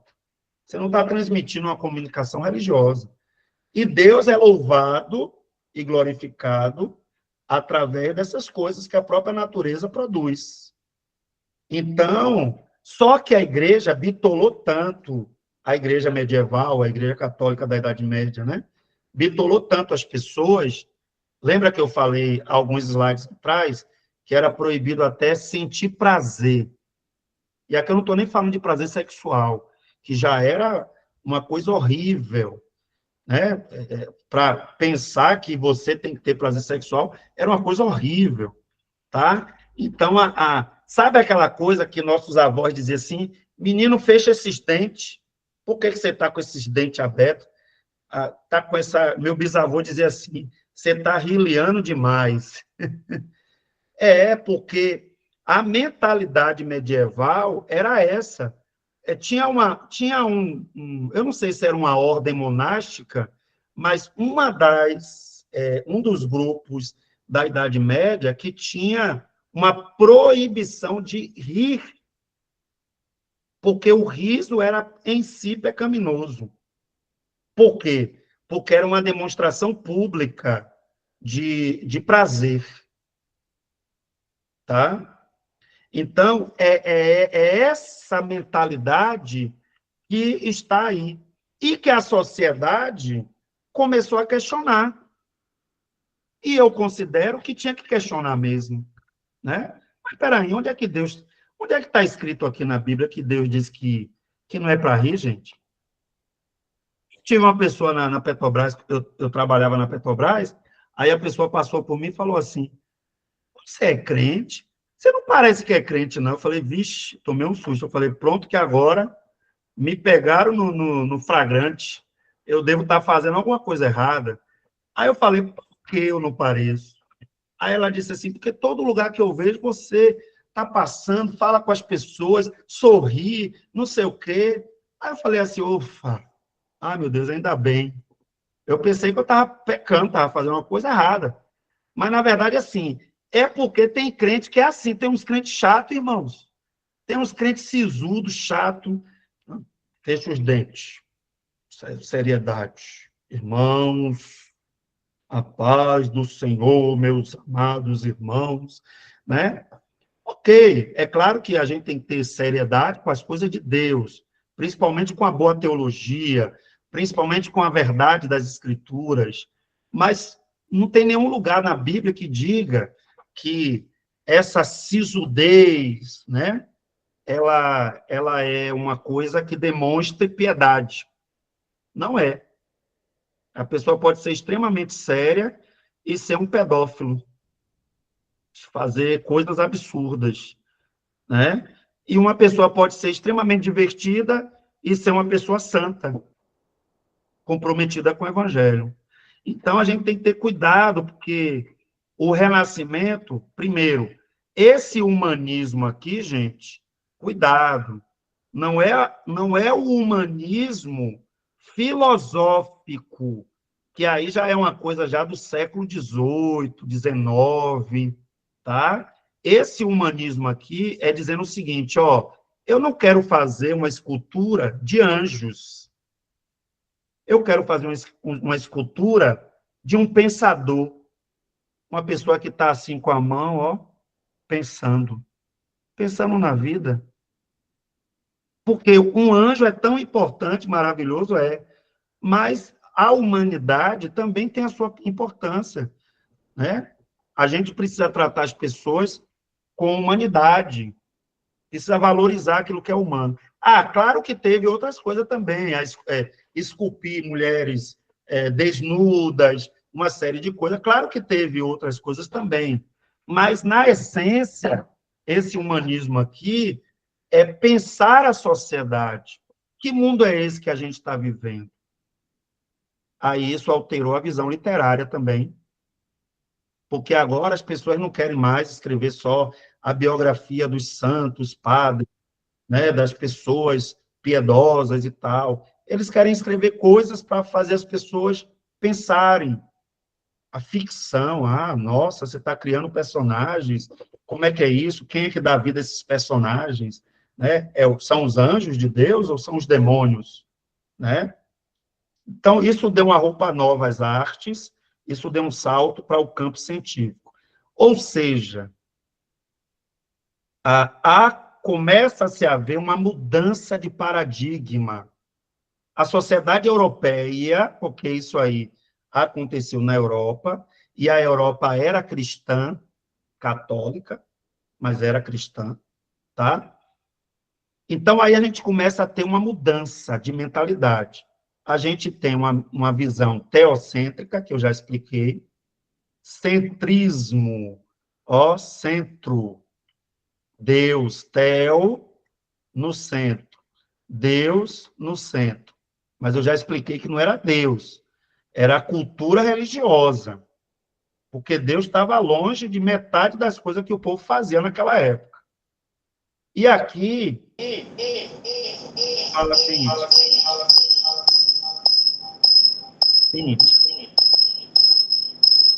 acho que ativou sem querer, eu acho. Aí depois passou a ser o quê? Uma visão mais antropocêntrica. Antropos, que tem a ver com o quê? Homens. O homem no centro. Lembra de Leonardo da Vinci? Que tem aquela figura lá, eu nunca lembro o nome daquela figura que ele fez, né? Que foi, Cíntia? É que ativou seu áudio aí. Não, tranquilo, tranquilo. A gente não ouviu, assim, deu uma microfonia, mas ficou mudo, tá? Então, teocentrismo, antropocentrismo. Ou seja, o que é isso aqui? Pastor, me perdi. Vamos lá. O mundo está mudando a sua mentalidade. O mundo está se tornando menos religioso e mais humano. Tá?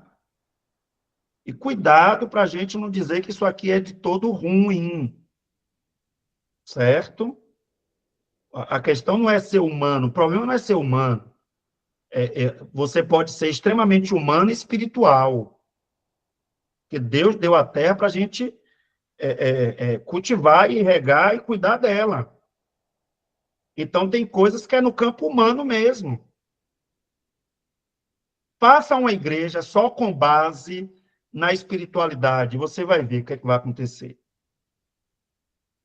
Porque ter um churrasco com os homens da igreja, bater um papo, conversar sobre a vida comum, é tão espiritual quanto marcar uma reunião de oração para orar com os irmãos. A gente não vive essa dicotomia de que isso é sagrado e isso é profano, né? Não, isso aí é mundano. Não, irmãos. A gente só não pode pecar. E o que é pecar? É desobedecer qualquer mandamento de Deus, qualquer ordem divina. Então, sabe aquela coisa que a mulher acha assim, eu só estou provando que eu sou de Jesus se eu tiver a minha agenda totalmente absorvida pelas programações da igreja. E no salão, né? Dar um tapa no visual. A mulher chegou hoje aqui com o cabelo brilhando. Eu falei, esse cabelo é teu mesmo? Ela falou assim, porque foi eu que comprei, né? Não, mas assim, não fez aplique, não fez nada não, mas passou alguma coisa diferente lá que brilhou mais do que, entendeu? Então, assim, não cuide da sua saúde. Não, isso não é espiritual, não. Não cuide para você ver. Então, assim, às vezes a gente se perde, né, nessas maluquices, querendo dizer não, mas é porque eu sou teocêntrico, pastor, né? E quando muitas vezes nem é, porque se Deus estivesse no centro mesmo, você cuidava das suas coisas, cuidava da sua casa, cuidava da sua saúde, cuidava, né? Era o brilho do Espírito Santo. Eu nem quis saber quanto foi esse brilho.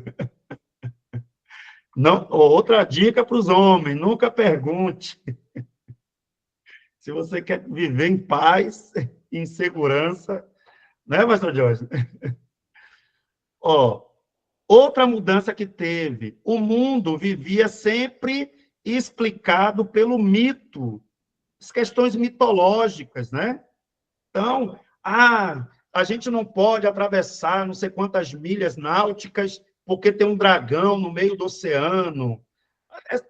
Tudo era explicado sempre por uma visão mitológica, que nem na Bíblia está, mas os caras pegavam e transformavam, às vezes, até textos da Bíblia, coisas que não tinha nada a ver. Então, aí começou-se a ter um racionalismo, não aquele racionalismo filosófico também que vai ser mais adiante, mas é pensar na questão racional. Teve alguém que lembrou aqui, ó, o culto ele tem que ser racional. As pessoas começam a questionar. Espera aí, gente, esse negócio de lasca da cruz, que cruz miserável de grande é essa, que nunca acaba essa lasca? Eu é que não vou mais dar dinheiro para pegar lasca de cruz nenhuma, porque não é racional. Não é racional, entendeu? Então, a mudança de paradigma aconteceu. Aí também, tudo era muito universal, tudo era muito padronizado. Aí começou também a se valorizar a questão individual, do indivíduo, da pessoa, o valor da pessoa, a dignidade humana. Então, os indivíduos não tinham voz e vez. Você tem que se submeter às autoridades e acabou. Você não tem. Então, a Europa começa a mudar isso. E aí a gente vai ter outros aspectos, né? E o nosso relógio não é crente, a gente já está caminhando aqui para o final. Mas é só para vocês entenderem, essa retomada que eu fiz histórica aqui, gente, é só para você entender que todas essas decisões que os reformadores tomaram, elas não surgiram do nada. Elas foram motivadas por um contexto em que a igreja vivia e que era em desobediência à Escritura. Então, só para dar uma pincelada aqui, o pastor Diógenes, semana que vem, ele vai dar continuidade. Por exemplo, sola fide. Por que o sola fide? Somente pela fé. Porque a igreja tinha criado uma estrutura hierárquica tão grande que o sujeito, para ele chegar até Deus, ele tinha que passar por uma série de medianeiros.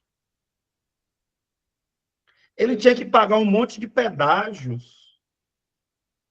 E aí os reformadores vão dizer, peraí, gente, não é isso que a Bíblia diz. A Bíblia diz que a salvação é somente pela fé. Pela graça sois salvos, mediante a fé. Isso não vem de vós, é dom de Deus. Não vem das obras, para que ninguém se glorie. Pronto. Então, esse excesso de medianeiros que vocês estão colocando é só para colocar peso, fardo sobre os ombros das pessoas, para que até o dia da morte elas ainda estejam apavoradas, sem saber se de fato elas estão salvas, porque elas não têm certeza se elas conseguiram atingir a exigência. Então, por isso que o sola fide tem que estar no nosso coração quando a gente está pregando. As pessoas são salvas não é pela igreja, elas são salvas por Cristo, na medida que as pessoas colocam sua fé em Cristo. A salvação, ela é revelada somente pela Escritura. Você não vai ser salvo pela palavra dos homens. Não é o Papa que te salva. Não é Tetzel, né? Que Tetzel era o representante da Igreja Católica na Alemanha, e ele foi lá de vilarejo em vilarejo, bradando e dizendo que as pessoas tinham que contribuir para construir Capela Sistina. Hã? A Capela A Sistina. Capela Sistina, né, de São Pedro e tal, aquela coisa toda, que é aquela coisa toda de ouro, sabe? E aí os reformadores vão dizer, não, a nossa fé ela não é apoiada na tradição da igreja, ainda que a tradição seja importante. A nossa fé não é apoiada em Agostinho, em Calvino, ainda que o que eles disseram seja importante. Desde quando tudo o que eles disseram, tudo que estiver de acordo com a Escritura, é ensino bom para a igreja.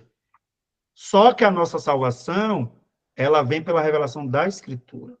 Ela vem somente por Cristo, ó, solos Christus. É aquela coisa dos 5 solas, né? 5 solas. Sola fide, sola Escritura, solus Christus, sola gratia, soli Deo glória. Então, glória somente a Deus. Por que o soli Deo glória? Porque o homem não vai poder bater no peito dizendo assim, eu me salvei. Olha como eu fui bonzinho, Deus. Olha aqui. Tem gente, irmãos, que acha que na hora que estiver lá na frente do trono, né, vai apresentar assim os cartãozinhos de dízimo. Tem gente que guarda os cartãozinhos de dízimo desde quando se converteu. Aqui, Deus, eu não neguei fogo um mês. Eu fui fiel, Senhor. Seja fiel ao Senhor porque você o ama, porque você ama a igreja, porque você quer ver a igreja crescer e prosperar, né? Juntamente com sua família, seus filhos vão congregar naquele lugar, então você quer ver uma igreja boa, forte, saudável, bem organizadinha, então você investe na igreja por isso, mas não para ser salvo, né? Porque senão a glória vai ser do homem também.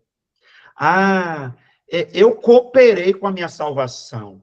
Foi Jesus que me salvou, mas eu também fiz uma coisinha, pastor, né? Eu também fiz uma coisinha. Não, querido. Não. A nossa justiça, a Bíblia diz que é trapo de imundícia. Trapo de imundícia. Tem gente que é piedoso por motivação errada. Só para demonstrar para as pessoas. Olha como ela é piedosa, gente. Meu Deus. Né? Olha o tamanho da saia. Aí, mas o Deus que conhece está dizendo assim, meu filho, é porque você não viu a língua ainda. Que se a saia é desse tamanho, a língua dá 2 da saia. Né? A calça também, né? Não é só a saia, não. Olha que irmão piedoso. Ele nem usa aquelas calças apertadinhas, que misericórdia. Tem uns varão agora que eu vou te dizer, que tá mais para varinha do que varão, né? Para cantar fino. Umas calças, meu Deus, que parece entendeu? Mas assim, irmãos, eu tô brincando aqui, mas é só para você entender a gravidade. Nós não salvamos a nós mesmos. A salvação, ela será tributada à glória tão somente a Deus. Foi Ele que começou, quando nós estávamos mortos em delitos e pecados. Ele nos amou primeiro, Ele nos chamou à vida, a gente estava morto. O que é que um morto pode fazer? Ah, o morto lá se batendo assim, eu quero Jesus, eu quero Jesus. Você não quer nada, miserável. Você está morto, você quer continuar na morte.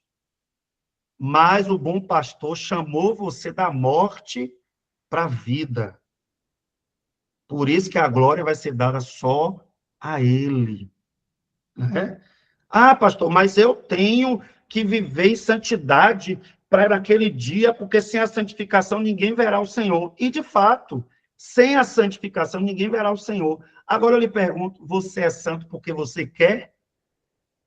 Ou você é santo porque o Espírito Santo vem morar dentro de você? É simples, gente. Você é santo porque o Espírito Santo veio morar dentro de você. Porque se ele não morasse dentro de você, dentro de mim, irmão, nós não somos flor que se cheira, irmão. Eu mesmo ia ser um terrorista da vida, eu ia ser um incendiário, irmãos. Eu tenho certeza que se o Espírito Santo não morar dentro de mim, eu ia ser uma pessoa terrível. Porque ele morando, tem hora que vem cada coisa assim, meu Deus, ainda bem que o Senhor veio morar dentro de mim para me frear. Brincadeira, viu, gente? É só uma força de expressão, para ninguém ficar assustado comigo. Eu tenho certeza que eu não estava vivo, eu tenho certeza. A convicção que eu tenho no meu coração é que eu não teria passado o ano 2000. Eu entreguei minha vida a Cristo, fui alcançado em agosto de 2000. Eu tenho certeza que eu não tinha passado daquele ano. Jesus me alcançou. É por isso que Agostinho é bom, porque quando ele fala da conversão dele, é tremendo. Ele não queria Deus, ele queria a sem-vergonhice, a safadeza. Pegue o relato de Agostinho, ele mostrando como foi que ele se converteu, como ele foi tomado de um sentimento de que existe um Deus santo e que esse Deus santo merece uma vida melhor dos seus filhos, né? Seus filhos não podem viver como se ele não existisse. Tá bom? Então, pastor Diógenes, semana que vem, minha mãe orou muito, minha avó orou muito. Minha avó fazia de tudo, irmão, só não foi para macumba, mas minha avó fazia de tudo. Tudo que falava que era bom para me converter, minha avó fazia. Teve uma época que meu avô estava trabalhando ainda de vigilante, vou contar isso aqui rapidinho. Eu já bebi tanta água de televisão, vocês que ficam aí criticando, viu? Inclusive eu. Minha avó, ela ficava assistindo lá os programas que ela tinha um pouco de insônia. Daqui a pouco ela me sacudia assim, meu netinho, bebe um pouquinho dessa água aqui. Eu estava com sede mesmo, eu virava de guti-guti, ó.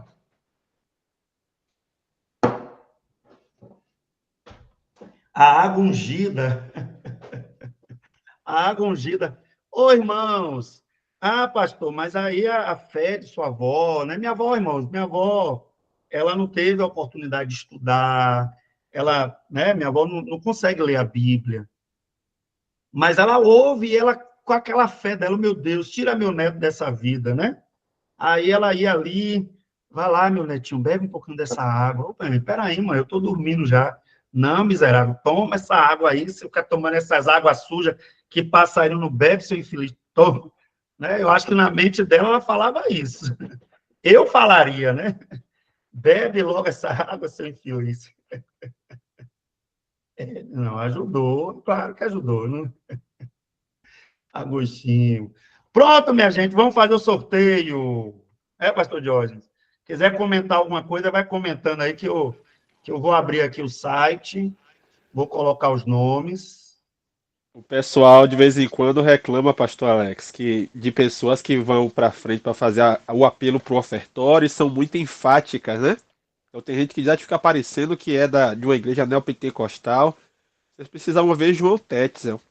João Tetzel recebeu autorização do Vaticano, como o pastor Alex falou, né? De Roma, para ir na Alemanha fazer a campanha.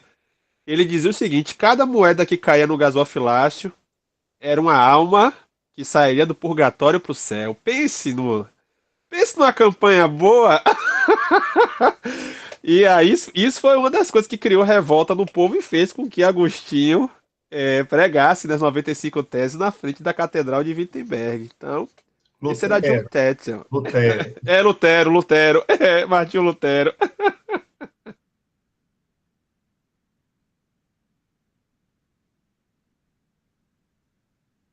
Tava em promoção, Renério. Tá vendo? Uma moedinha batendo no gasofilácio, uma alma indo pro céu. Direto. Sem pagar pedágio.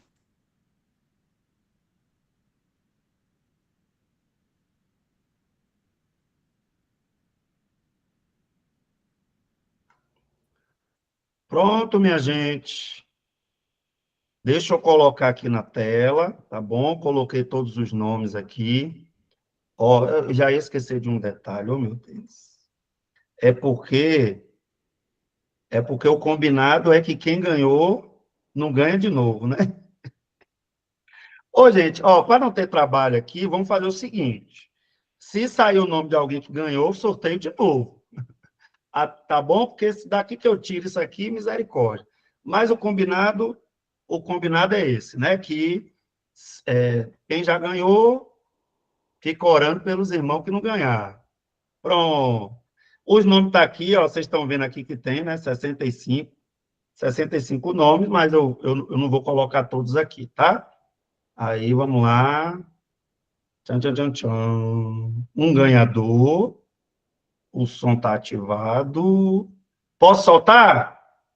Ó, eu botei a animação, só que tem hora que aparece umas animação que não é de crente, não. Então, que Jesus nos guarde, tá? Guarde seus olhos aí. Aê! Ainda bem que foi uma animação de crente dessa vez. Edgelson não ganhou ainda não, né? Não, não ganhou não. Então, minha gente, cadê o crente? Dá glória aí, varão. Eita glória! Bom demais. Pronto. Então, saiu aí o ganhador da Bíblia do mês de julho. Ok, queridos? Pronto. Deus abençoe. Pastor Diógenes, ora aí, meu queridão. E semana que vem tem Amém. mais, né? Em nome de Jesus. Amém. Amém. Obrigado, Senhor, pela oportunidade que o Senhor nos concedeu de estarmos aqui nessa noite mais uma vez, meditando sobre aspectos da história da igreja. Igreja essa contra a qual as portas do inferno não podem prevalecer contra ela. Obrigado por fazer parte dessa comunidade de fé, dos santos. Obrigado por pelejar na obra que o Senhor colocou também nas nossas mãos para estar realizando. Abençoa cada irmão, cada crente, cada chamado do Senhor para cumprir com a sua boa, perfeita e agradável vontade onde quer que esteja. Nos permita, Deus, que nessa semana nós continuemos a frutificar e dar frutos permanentes. Nos dá uma excelente noite na sua presença, nos livrando de todo o mal, sendo vontade sua que a gente possa acordar pronto para estar levando esse nome que está acima de todo nome adiante. Dessa forma nós choramos gratos em nome de Jesus. Amém. Amém, minha gente. Irmão Edgelson, manda seu endereço completo aí com CEP, que a sua Bíblia vai chegar aí, viu? Deus abençoe. Beleza, pastor. Boa noite, pastores. Boa noite. Qualquer coisa, Tchau, minha gente. gente, a gente tá por aqui, viu? E quem está devendo trabalho pode nos procurar que a gente orienta. Até novembro esse trabalho sai. Nem que a gente vá até aí puxar vocês pelo pé, em nome de Jesus. Deus abençoe. Valeu, Diogo. Valeu, Alex. Tchau. Antes que eu esqueça.